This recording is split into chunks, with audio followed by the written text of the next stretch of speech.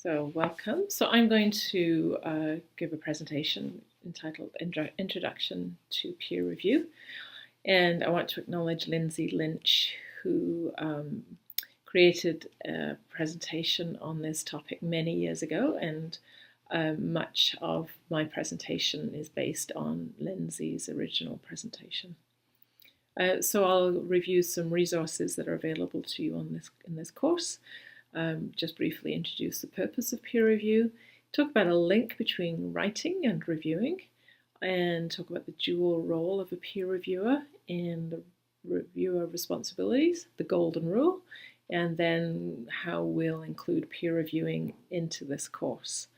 So here are two journal articles that I encourage you to read. And they discuss the role of peer review in medical and science journals.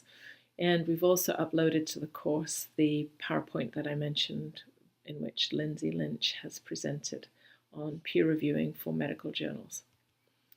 So the purpose of peer reviewing in medical and science journals, and this activity has been going on for many years for peer-reviewed journals. So, but by incorporating peer reviewing into a journal processing, that the journals seek to ensure that no mistakes are made in the procedure or the logic of manuscripts, and that authors support their conclusions by their results.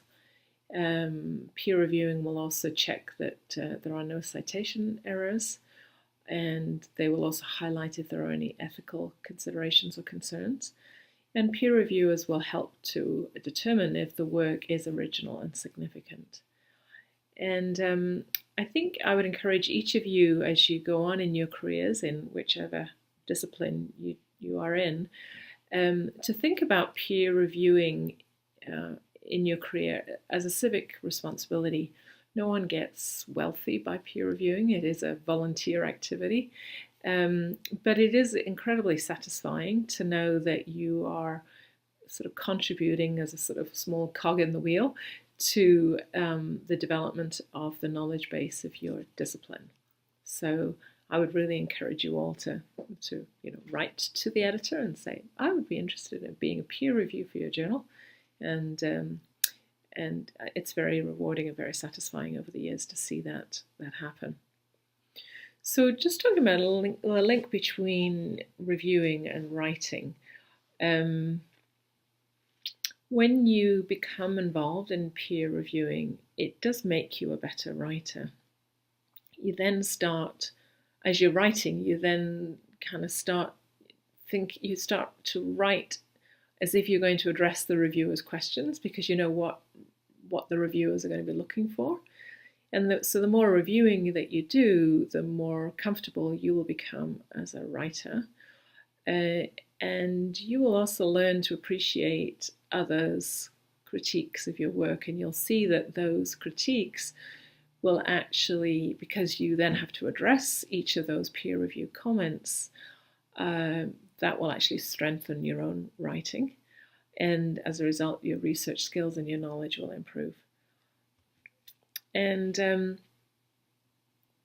as a peer reviewer, when you're working with a journal as a peer reviewer, you really have a dual role. You're partly advocating for the author to see, what the authors have not seen, and to actually advocate for their writing to be better. But you're also advocating for the journal because you want to ensure that the best possible science becomes part of the published record. So when you're working as a peer reviewer for the journal, you're providing feedback to the editors that hopefully is helpful, so that you'll assist the editor to determine whether the manuscript should be published or not. But you also want to provide feedback that's really instructive for the authors. So regardless of whether the editor decides to publish the manuscript or not, your feedback will go to the author and can be helpful to help them to improve their manuscript for a subsequent submission to a journal. So in terms of the responsibilities for the reviewer, there's a number of sort of things that are expected of you, that your reviews should be written in a collegial and constructive manner. but also you should be providing honest and critical assessment of the work. You should be maintaining confidentiality about the very existence of the manuscript or the writing that you're reviewing, and also about the content of what is contained in that manuscript or that writing. You yourself must not participate in plagiarism, and you all know what plagiarism now is, having done the York University tutorial. But similarly, if you are aware of plagiarism or fraud or ethical concerns within the writing that you are reviewing, it is your responsibility to report that. And within the context of the course, obviously it would be come to the course instructors about any concerns you have. And all peer reviewers are asked to disclose any conflicts of interest. And generally those would be primarily financial concerns. Well, we won't expect you to have any within the course. But for example, I've just been asked, I'm on a review committee for funding proposals, and it's considered a conflict of interest if I was to be a reviewer for somebody within my own department. So you have to go through the proposals beforehand and say upfront who's in your department, and those would be considered conflicts of interest. So whether or not that means you can't peer review that particular manuscript, or at least you've been very transparent about your conflict so that the editor who's making the final decision or the committee chair can decide whether to count your peer review or not. So within the context of this course, obviously, if you're close friends with one of the other students and you're assigned to peer review the close friend, I think if you disclose the fact that you are friends, and then that can be taken into account. And maybe we'll ask you not to do that peer review assignment, or maybe we'll just assume that you've been very transparent about that conflict of interest, and that obviously will be in consideration as we look at that. So the overall golden rule is treat all writing and all peers in the same manner that you would want your own writing and yourself to be treated. It's kind of common sense, really. But take that to a bit more detail. Basically provide a critique that is positive, critical yet objective, and that's balanced. Avoid any personally offensive comments or sarcasm. And in a practical way, you're trying to identify where the problems are and how they may be overcome. And the golden rule is obviously, if you're conducting a peer review, that you should be very timely about getting that peer review submitted, because the person who is waiting for that is waiting for it and they need it returned to them promptly. So questions to ask yourself before submitting your review, and this is from one of those resources that I gave you earlier. So look at the format and the tone of the review before you submit it. If you're citing specific, if you're describing certain criticisms of the work, do you actually give specific reasons to support those criticisms? And then also, do you offer suggestions to improve the work? Does your review avoid any nitpicking, sort of unnecessary nitpicking?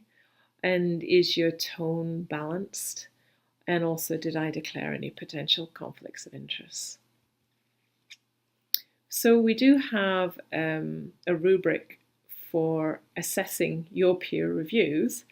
And so the expectation for your peer reviews is that you should contribute constructive feedback, evaluation, comments to your peers about their incremental written draft sections of the research proposal assignment.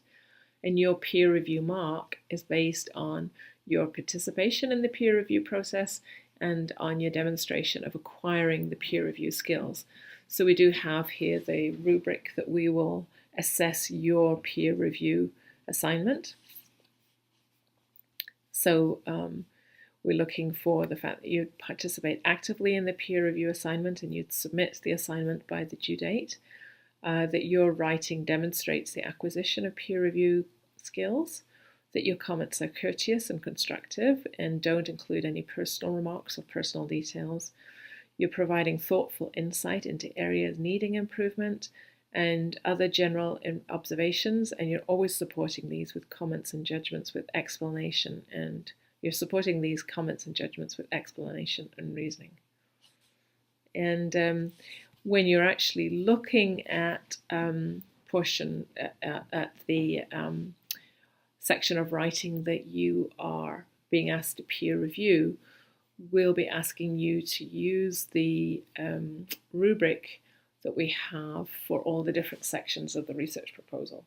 So your peer review might, for example, be on the method section, or it might be on the data analysis section, but whichever section you're being asked to review, you would use the rubric that we have developed for the students to write that section. We will give you more guidance closer to the time.